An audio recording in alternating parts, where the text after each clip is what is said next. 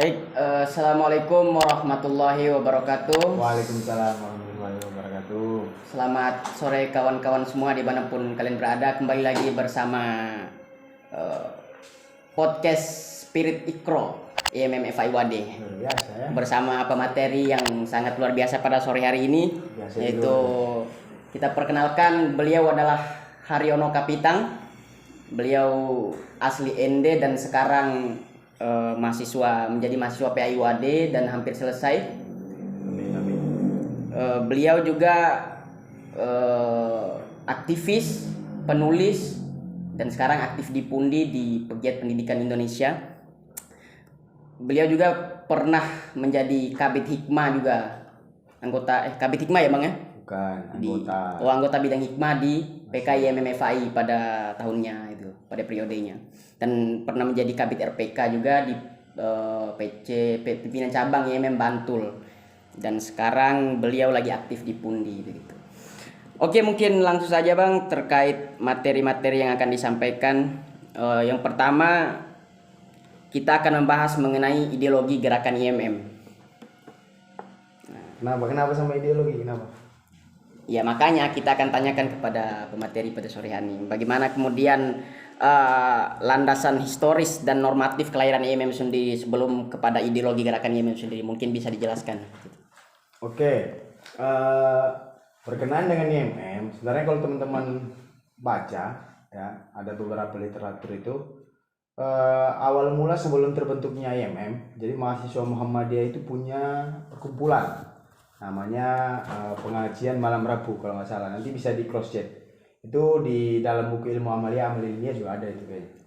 Nah, berangkat dari situ kemudian faktor eksternal juga kondisi Indonesia yang saat itu gonjang-ganjing ya, kontestasi politiknya yang panas waktu itu, terus kemudian juga ada peristiwa PKI, adanya komunis waktu itu. Nah, itu kemudian membuat para inisiator itu berpikir bahwa kayaknya kita perlu ladang dakwah di tatanan mahasiswa, karena memang dulu itu cuman ada tingkat pelajar terus pemuda ya, di tatanan mahasiswa itu belum ada, sehingga berangkat dari situ Sudibyo Markus dan kawan-kawan kemudian menginisiasikan terbentuknya gerakan IMM ini sama Pak Jasman Al-Kindi dan lain sebagainya. Nah, kemudian ada yang bertanya waktu itu, saya tanya ke teman-teman, kenapa korsanya warna merah? Nah, ada yang tahu kenapa warna korsanya warna merah? Ya banyak perspektif sebenarnya Bang. Mungkin bisa dijelaskan gitu. Oke, jadi memang kenapa korsa ya atau jas alma mater IMM itu warnanya merah, karena memang salah satu melawan bentuk hegemoni kaum merah waktu itu ya. Jadi merah itu dulu diidentikan dengan komunis. Jadi seolah-olah warna merah ini ya udah punya komunis. Nah, untuk melawan hegemoni itu kemudian para founding father kita menginisiasikan bahwa ya sudah kita korsa kita, almet kita dan lain sebagainya itu warna merah begitu.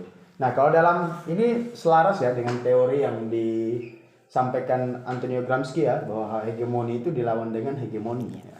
Untuk melawan hegemoni lama maka harus dibuat hegemoni baru, sehingga nah kenapa kemudian almetnya warna merah begitu dan bajunya ya korsa gitu.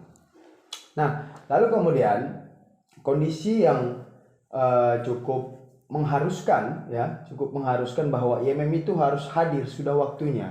Juga memang ada bukan kaitan tapi ada irisan sedikit dengan HMI waktu itu.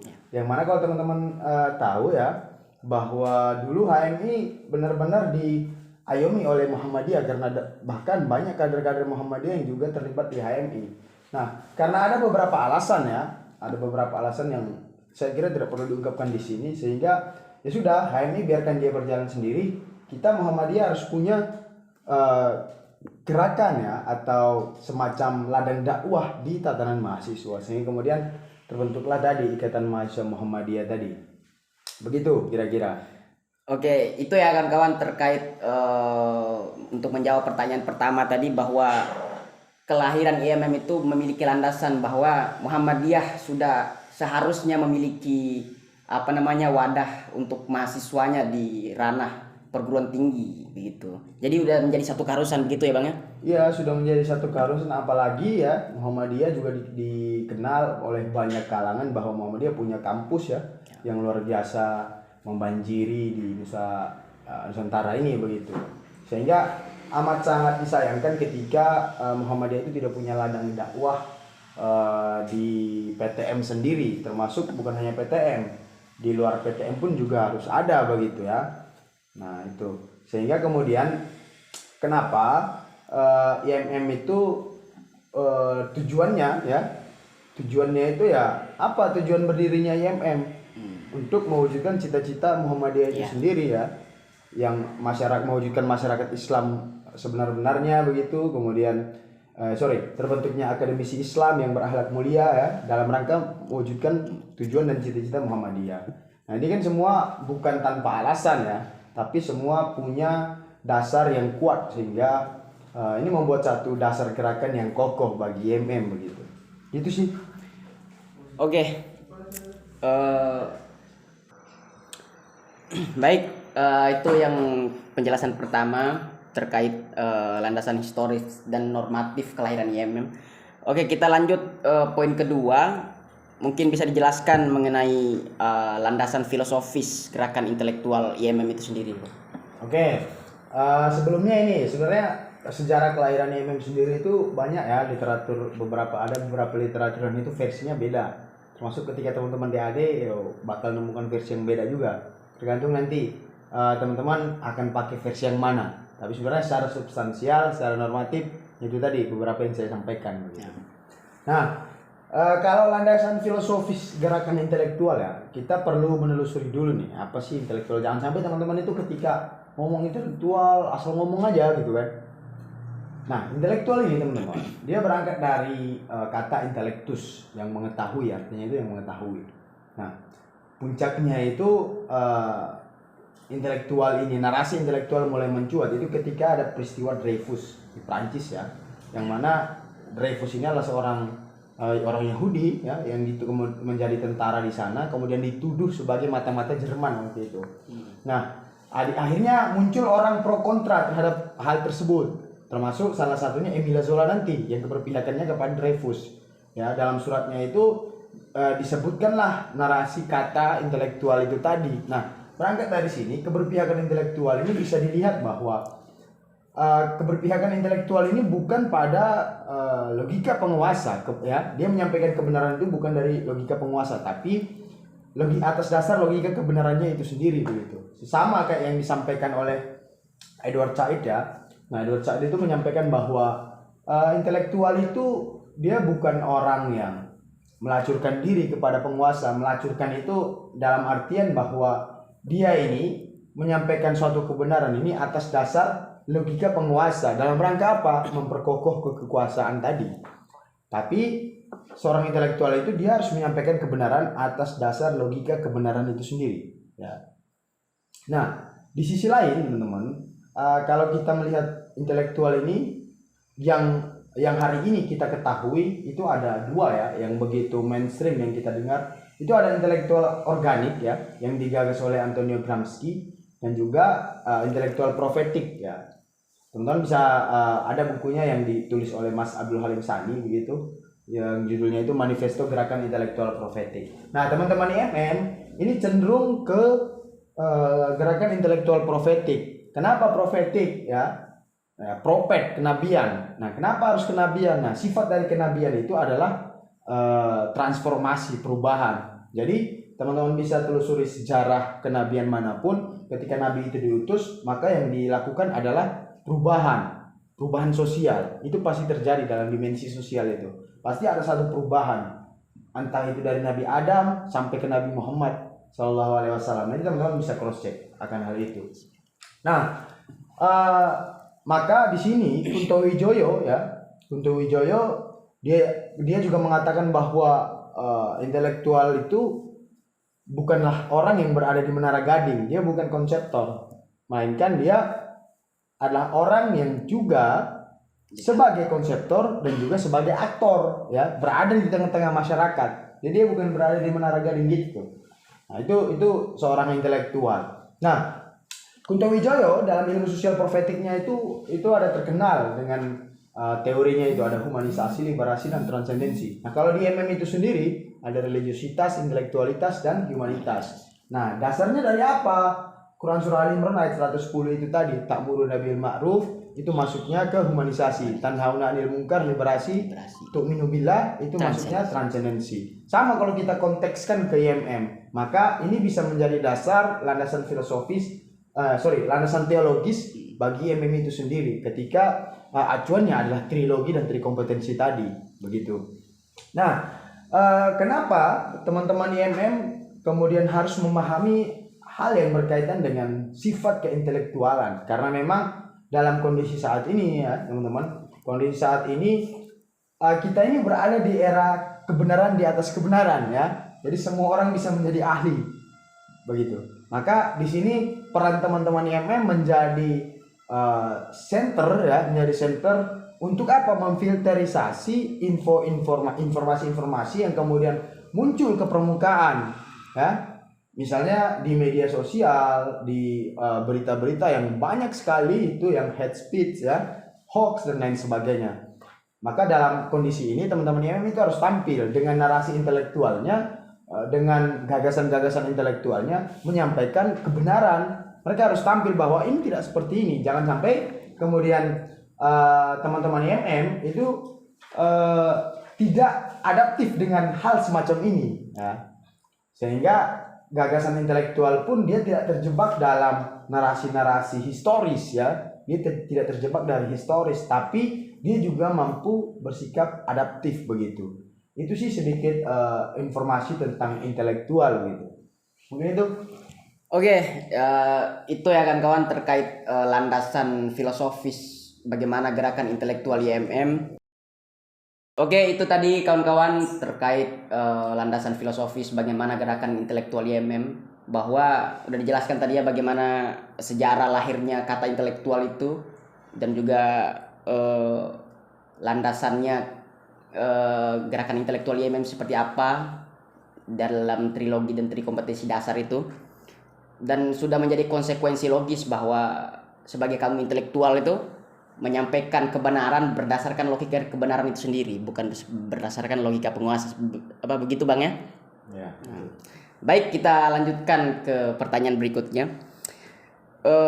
Bisa dipaparkan Bang mengenai nilai identitas gerakan IMM itu sendiri? Oke, mengenai identitas gerakan IMM.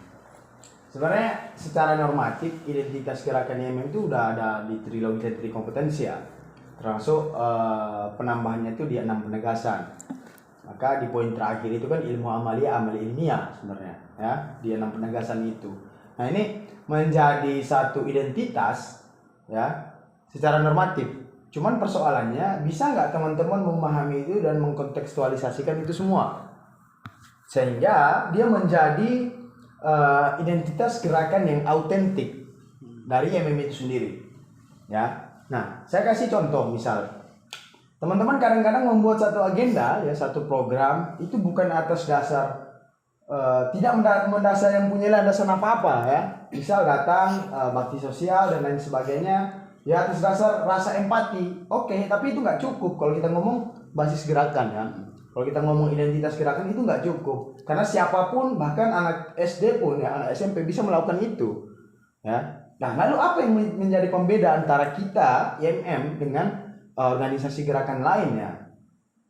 Nah, bagi saya yang menjadi pembeda ini adalah pemaknaan dari trilogi dan trikompetensi ditambah dengan 6 penegasan IMM itu sendiri ya. Pemaknaan itu bagaimana teman-teman memahami sisi religiusitas, bagaimana teman-teman memahami sisi humanitas, dan bagaimana teman-teman memahami sisi intelektualitas. Nah, kalau di IMM karena kita ini berasaskan Islam ya, maka yang menjadi dasar gerakan humanitas kita itu apa? Ya saya kira udah jelas, ilmu sosial profetik ya. Yang menjadi dasar gerakan intelektual kita apa? Ya jelas intelektual profetik. Nah, religiusitas kita itu bagaimana? Apakah religiusitas kita ya, gerakan religiusitas kita ini sama dengan teman-teman teman-teman kami, teman-teman HMI dan lain sebagainya? Apakah sama? Tentu tidak kan? Karena berbicara identitas, maka itu menjadi hal yang sifatnya autentik, berangkat dari IMM itu sendiri, dan juga tidak terlepas dari nilai-nilai luhur yang ada di Muhammadiyah. Maka berangkat dari sini, religiusitas yang harusnya menjadi identitas teman-teman IMM adalah Islam berkemajuan. Nah, ini harus menjadi identitas yang autentik. Ya, saya kira benar-benar autentik ketika ini dikontekstualisasikan ke dalam gerakan IMM. Bagaimana teman-teman IMM tidak kemudian bersifat berpikir konservatif, bagaimana teman-teman IMM tidak mandek, ya, tidak mengalami kemandulan berpikir, entah itu dalam hal agama, entah itu dalam hal intelektualitas ataupun humanitas. Ya, teman-teman itu harus benar-benar siap dalam segala hal, kapanpun itu. Apalagi kalau kita lihat era-era sekarang, ketika teman-teman itu dalam tanda kutip reaksioner, ya, menolak kemajuan dan lain sebagainya, tentu itu akan menghilangkan jati diri dan identitas dari gerakan IMM itu sendiri. Saya kira itu sih untuk terkait dengan identitas gerakan IMM. Secara normatifnya tadi sudah ada di trilogi trikompetensi, kemudian 6 penegasan, ya. Itu saya kira sudah secara normatif sudah memenuhi, ya, sebagai identitas kita. Tinggal tadi pemaknaan kita dan pengkontekstualisasian kita terhadap itu semua seperti apa begitu. Oke. Itu terkait identitas gerakan IMM, kawan-kawan. Ini terakhir Bang, mungkin bisa dijelaskan mengenai nilai dasar ikatan, kemudian bagaimana sih kemudian kontekstualisasi ideologi gerakan IMM itu sendiri dalam era masa kini seperti itu. Oke, kalau kita berbicara gerakan di saat ini, ya, kita ini kan berada di era digital, ya, yang mana memang arus ini sudah tidak bisa kita bendung. Yang bisa kita lakukan adalah apa? Memfilter, kemudian beradaptasi. Nah, dengan adanya podcast ini, saya kira ini sebuah gerakan yang adaptif sifatnya, menyesuaikan dengan konteks zaman, ya. Maka berangkat dari situ, teman-teman IMM bagaimana membangun gerakan di era sekarang? Ya tentu saja membangun gerakan di era sekarang ini perlu ada platform dan narasi gerakan yang jelas, ya, sebelum nanti, ya, makanya saya bilang tadi ini kaitannya dengan identitas gerakan. Itu sudah ada tuh trilogi, trikompetisi dan lain sebagainya. Tinggal bagaimana teman-teman mengkontekstualisasikan itu, ya. Apakah humanitas yang digunakan adalah humanitas gaya komunis, ya, atau humanitas gayanya Lenin, Karl Marx dan lain sebagainya, atau Rabindranath Tagore, ya, atau humanitas seperti yang diajarkan oleh Nabi. Makanya saya bilang tadi, humanitas yang kita anut adalah ilmu sosial profetik. Nah, ini menjadi dasar humanitas kita. Sama kayak tadi, kayak kalau kita ngomong soal intelektual, ya, apakah intelektual yang kita anut adalah intelektual profetik atau intelektual organik, begitu. Nah, ini menjadi pilihan. Sama pula ketika kita berbicara mengenai religiusitas, apakah gaya keberagaman kita konservatif dan tanda kutip reaksioner atau berkemajuan. Nah, ini kan menjadi pilihan yang kemudian menjadi identitas kita. Nah, ketika ini semua sudah selesai, ya, sudah dipahami oleh teman-teman, maka tinggal mengkontekstualisasikan itu sesuai dengan perkembangan zaman hingga saat ini. Nah, kalau kita ngomong era saat ini, era COVID, ya. Era COVID hari ini tentu ini akan memperhambat, apalagi dengan dulu awal-awal ada kebijakan PSBB, ya. Nah, itu tentu saja menghambat pola gerakan teman-teman di IMM itu sendiri. Maka saya kira sangat disayangkan, bahkan lucu ketika ada gerakan mahasiswa libur di hari COVID begitu, di kondisi seperti ini. Nah, yang perlu dilakukan oleh teman-teman itu apa? Ya adaptif, teman-teman harus bisa menyelesaikan ini. Perbanyak agenda-agenda yang mendukung, ya, mendukung nalar intelektual, agenda yang kemudian mendukung kita untuk membenah diri sebagai insan cendekia. Nah, itu harus diperbanyak melalui apa? Media-media. Nah, ini yang bisa kita lakukan. Makanya saya bilang tadi, termasuk podcast hari ini, ya, yang kita lakukan ini adalah bentuk adaptif kita, gerakan yang sifatnya adaptif terhadap zaman, ya, terhadap era saat ini. Apalagi kita berada di kondisi COVID-19 begitu. Maka ini yang perlu kita lakukan. Termasuk di luar itu ada beberapa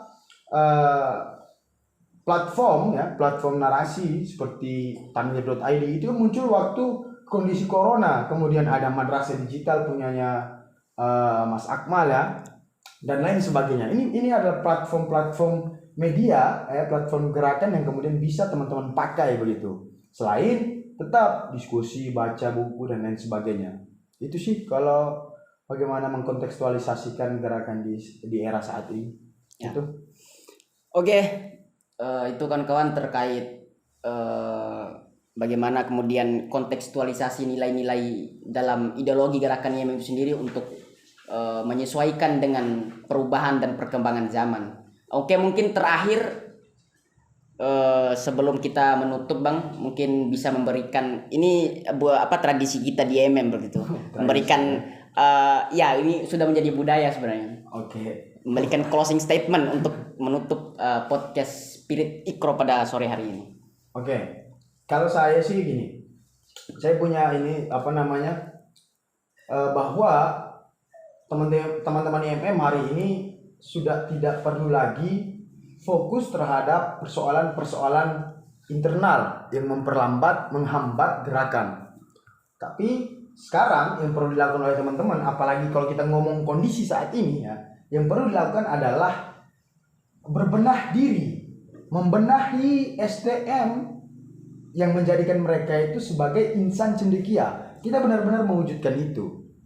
Nah, dan terakhir, selalu saya sampaikan dimanapun bahwa IMM ini, masa depan IMM ini ada di tangan teman-teman semua.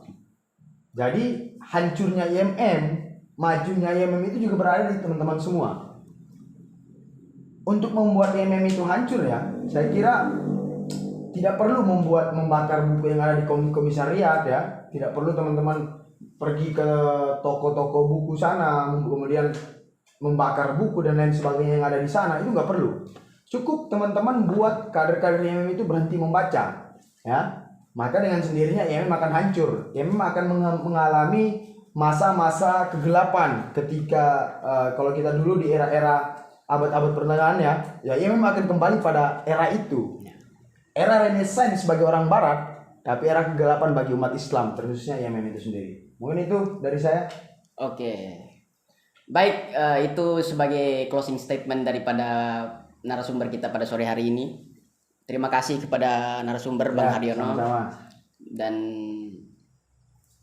ini corona nggak nih? nggak ada corona dalam ruangan ini. Oke, siap. Oke. Terima kasih. Tunggu episode selanjutnya podcast ini kawan-kawan. Terima kasih. Assalamualaikum warahmatullahi wabarakatuh. Waalaikumsalam warahmatullahi wabarakatuh.